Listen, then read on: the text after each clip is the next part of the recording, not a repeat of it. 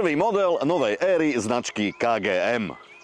Predtým to bol Sankyong. Názov Action vznikol spojením slov Action a Young, čo vyjadruje výzvy a takú energickú individualitu. A dostal označenie mestské SUV kupé, čo ja osobne vnímam ako trojitý oxymoron. 1,5 litrový turbobenzín so 4 valcami, 163 koní a 280 Nm, naháňaných automatickým 6-stupňovým ISINom cez kryštalický dráždec. Worldwide Harmonized Light Vehicle Test Procedure uvádza spotrebu 9 litrov. Po slovenských grúňoch v skutočnej realite som nameral medenú koper s čiernou strechou za 990 plus, volajú deti, farba pre princezny. Dĺžkou na 2 mlynské kolá už oslavuješ prémiu a týmto spôsobom prezentácie psychiatra. Svetlá výška odhodlaných 194 mm a váha 1745 kg je dnes hodná preukazu do gymnastického zväzu.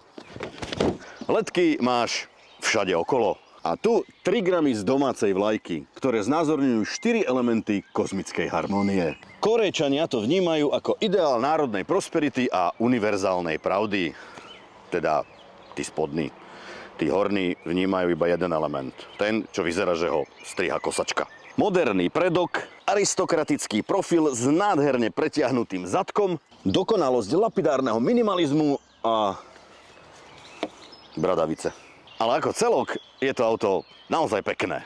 Tvoja koža hovie na ozajstnej hovedzej za 450 plus. K tomu máš semiš, červené prešívanie, oheň a vzduch.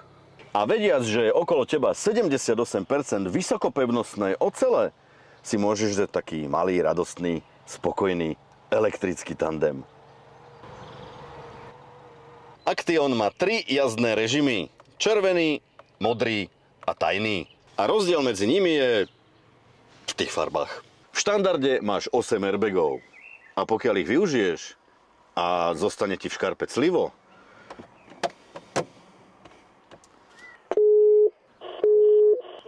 linka 112, mali ste dopravnú nehodu? Zásadné zistenia z testu sú, že kontrola pruhu je na diaľnici trochu váhavá, že tieto úchyty na mestské kotvenie volajú v KGM ozdobné, že akustická paranoja z prekročenia rýchlosti sa dá rýchlo vypnúť a že infotainment je na